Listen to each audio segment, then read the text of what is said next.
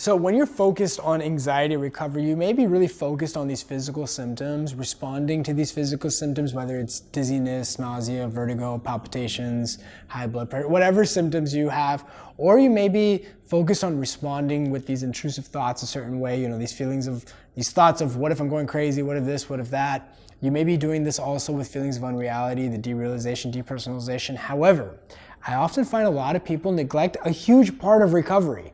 They may be doing it with the physical symptoms, they may be doing it with their intrusive thoughts, the feelings of unreality, but they're missing a huge piece on another aspect and approaching that with the same manner. So in this video, I'm going to share with you what that is and really what to focus on. This way, you have a whole holistic view to anxiety recovery. So let's get it started.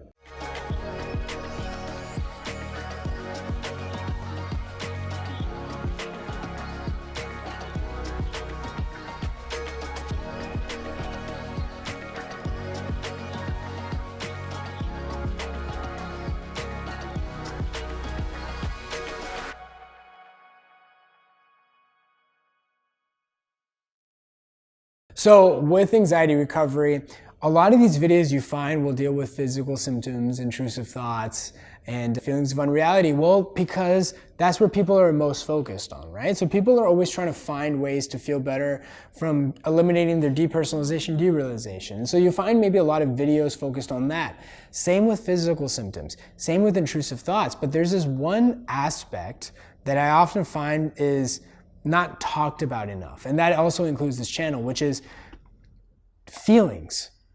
How do you feel? And it's something that I see all the time in the mentorship where, people will respond correctly to the physical symptoms, the intrusive thoughts, the feelings of unreality, but they won't respond that way with feelings. And sometimes I'll have people say, Shaan, I just feel so defeated. What do I do? Can you just give me some assurances to, make me feel better in terms of the feeling defeated? And all I just say is feel defeated, but keep doing what you need to do. Feel the feelings. Just like you would feel the palpitations, just like you'd feel the dizziness, just like the way you'd feel about certain thoughts or feelings of unreality. Recovery is about approaching everything with the same view, which is just letting it pass. But what I often find is people often neglect their feelings. Oh, I feel defeated, or I feel this, or I feel tired, or I feel fatigued. What do I do? What do I do? What happens a lot of times with anxiety recovery is people want to feel something first and then do it, right? So what they're saying is okay, well, if I need to go to the grocery store, I want to feel like I want to go to the grocery store and then go, right? And that makes sense. Everybody does that, right? A lot of people will do things based on how they feel. But recovery is not about just doing things based on how you feel.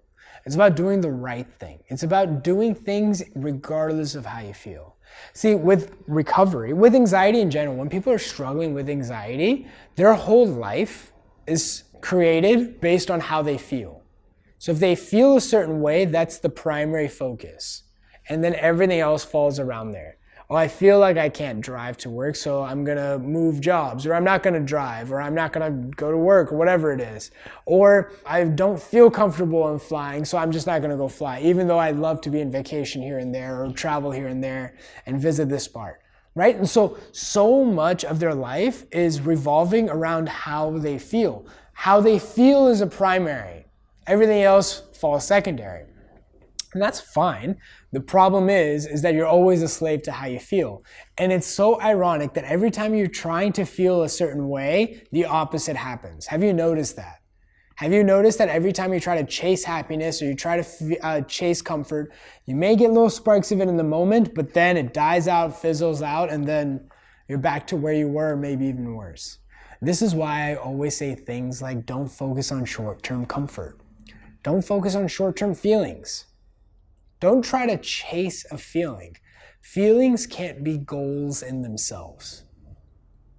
Feelings are consequences. They're results of it. Do you see what I'm saying? And so a lot of people, they will respond correctly with their intrusive thoughts. I will see they will let those pass. They will let the physical symptoms, let them be there, and then those go away. But they don't do it with their feelings. They just don't do it with that. They say, well, those things I'm doing it, but I still feel this way. What do I deal with that? And what they're doing is that they're categorizing they're compartmentalizing different symptoms. Oh, well, I'm doing this with the intrusive thoughts, not recognizing that the feelings are also part of the anxiety too. And they have to do the same thing with the feelings. Same with the physical symptoms, same with the feelings of unreality. You have to put all of that under one umbrella, one bucket, and respond to all of that. But people compartmentalize. So what I would highly recommend is don't do that with your feelings. Yeah, with your feelings, the response is exactly the same. And recognize when you're chasing a feeling. Feelings are the way they are. How you feel is how you feel. That's it. There's no right or wrong. Don't try to put a narrative around it. Oh, I feel this way, that means good. Oh, I feel that way, that means bad. Don't judge these things. When you allow and you let them be, you're not judging. The weather's not very great right now. Am I judging the weather? The weather is the way it is. It is. That's it. And however it is, it's not always going to be like that forever. It's going to change. You're letting it be. But you have to be mindful of that when you're allowing these feelings to be there, to not judge it as well. Because that's your own doing. You're judging it. Anxiety is not making you judge it. You're doing it. And the problem with that is that if you're judging, well, then you often sabotage. Oh, I'm feeling this? Bad. Oh, I'm feeling this? That means I'm this kind of person. That means I'm that kind of person. And part of recovery is understanding that. And part of recovery, so much of recovery is not just understanding anxiety, but learning how the mind works. Because it's these kinds of habits that keep people in the cycle. Oh, I've been struggling for this long. Even though I haven't been doing the right steps, I've been struggling for this long. And because it's been this long, that means I'll never recover. You know, these are thought patterns people have, but they're doing this to themselves. Be very mindful of these thoughts that you have and recognize when they're not true. How you feel is how you feel. There should be no judgments around it. When I'm guiding people and they tell me their inner, darkest, deepest secrets, am I judging them? Of course not. Of course not. Why would I? First of all, who am I to judge? I had the same thing. Second of all, they're just thoughts. They're conclusions they've made up without having any idea of how the mind works. They have no idea that these little labels, these things are their own doing. And you feeling a certain way doesn't mean you're a good person or a bad person. These are all abstractions of the mind. This good, bad, these are all things that your mind has made up. Yeah? And the idea is just to let them be. They will disappear on their own. And all I just do is I help people not do anything.